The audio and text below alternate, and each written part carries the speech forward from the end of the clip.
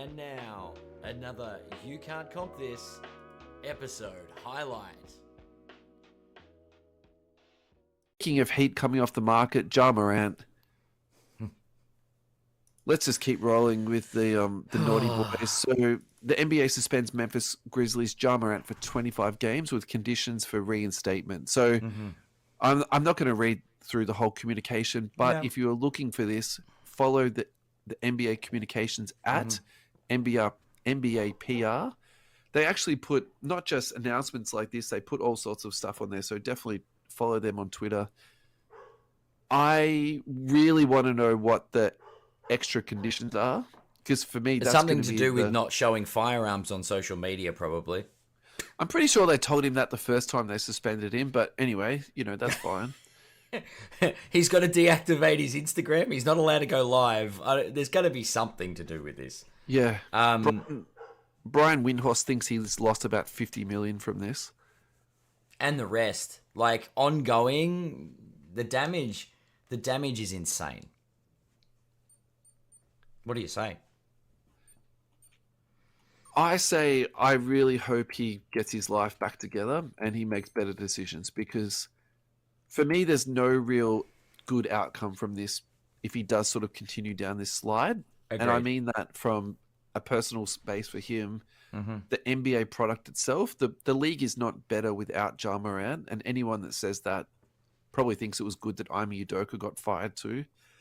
And yeah, hobby space wise, if you think about it, think about how much hype was around that 1920 draft year, and now more people are talking about Zion Williams' mistress than his on-court play, and more people are talking about Ja Morant's gun videos than his on-court play. Like, this is not the ideal outcome of what we wanted. This isn't the epic battle of two top touted draft picks, vying for MVPs. No, we're figuring out how long they're going to be out of the league for.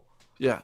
I think in a perfect world, Ja wakes the hell up and moves forward and does the right thing by both himself and the league that drafted him and his team.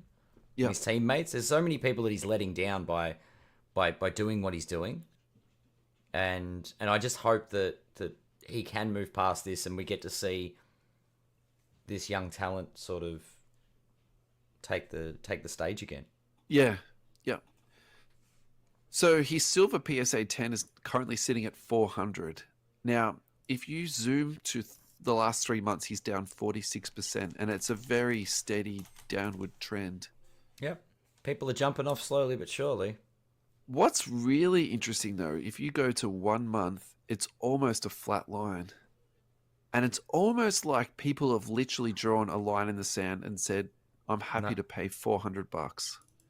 That for me is very, very interesting. So maybe that's the flaw. Yeah. And that's not what I expected to see. I expected to see a trend down, just a very slow dribble down, and that's not what we've seen the last month. It is early. The decision's only just been handed down, so I think there is room to drop. What do you think it will drop to, Ed? I wouldn't be surprised if it dropped to 250. That'd be where I'd be. The 250 to 300 mark. Do you know what I mean? That star that's injured and has question marks over their head. Yeah. That seems to be the price point, right? Or a price point. Yeah. And then sort of that 400 we talked about. I keep going back to Murray, but Murray's like if it hits 4, it's a buy. Like 4 seems like a good floor for a superstar level player, or a star level player, not a superstar, but star level player. Yeah. So maybe that is right. Maybe 4 is a good floor.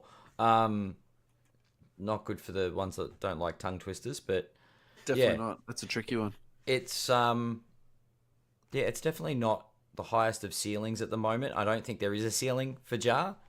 I think we need to be looking downwards and say where is the buck going to stop, and where is Ja going to sort of because it's up to him now.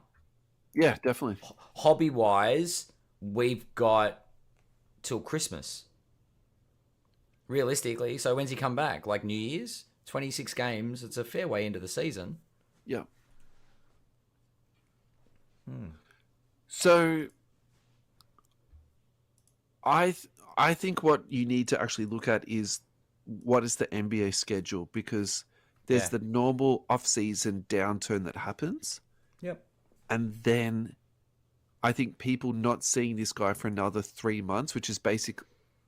If I've worked it out right, it'll be 2 months and a little bit. So the season starts October 24th. Yep. So let's just say he comes back around Christmas. Just like, I haven't actually mapped it out because the schedule is not out Yep. yet, but roughly But that's what it's going to around be. Christmas, New Year's, right? Yeah, so Just I say, yeah. actually think that the 1st of December is when you should be looking to buy the card. I actually think that's when is the right time, maybe a week or two before that. Yep. And I think for a good comparison that's in my mind, a fresh one, is Cade Cunningham, because that was the same thing. It got to a point where it got to the lowest it's going to go to, and then people started buying it up again. Actually, yeah. the price went up. So Cade went down to around 300. Okay. So that actually makes a little bit of sense, doesn't it? So if you're saying, okay, so Cade's kind of like 1 or 2 steps below Jar, I think that's very obvious. He's still got the potential, but he hasn't got the proven. Yep, agreed. Yeah, so that for me is really interesting, though, to see it in that sort of 400 range and not budge from that. So that's actually changed my thinking a little bit. Yeah. Yeah. So I think if you get it between 350 and 400, I think you've done very, very well. Okay. Yeah. And I think in that price point, I think that's a very good buy. I'm still waiting for people to jump off Jar, because there's other talent coming up. There might be opportunities to get at that low threes. Yeah. Mark, See, my thinking is that I don't particularly disagree with that, but I think there's a point where people are like, this is too delicious to pass up. So I think for Cade it's 300, for Jar it's 400. Yeah. And that's why I'm saying, if you slip one through, 375, something like that, I think you've done really, really well for yourself. Yeah. Unless he goes and does something stupid on Instagram in the meantime, in which case you'll be lucky to get 200 for it. But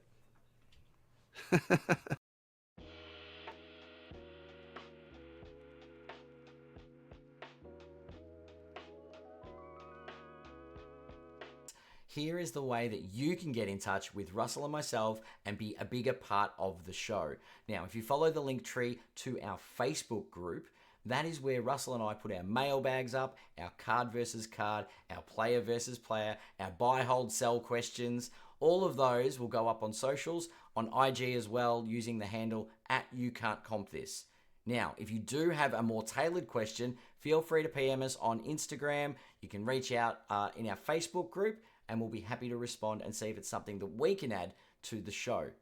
Once again, thank you so much for watching. We really appreciate the support and love creating this content for our loyal listeners. If you haven't done so already, we'd really appreciate it if you hit that subscribe button and click the bell for notifications. So hopefully we see you when we go live. Thanks for watching.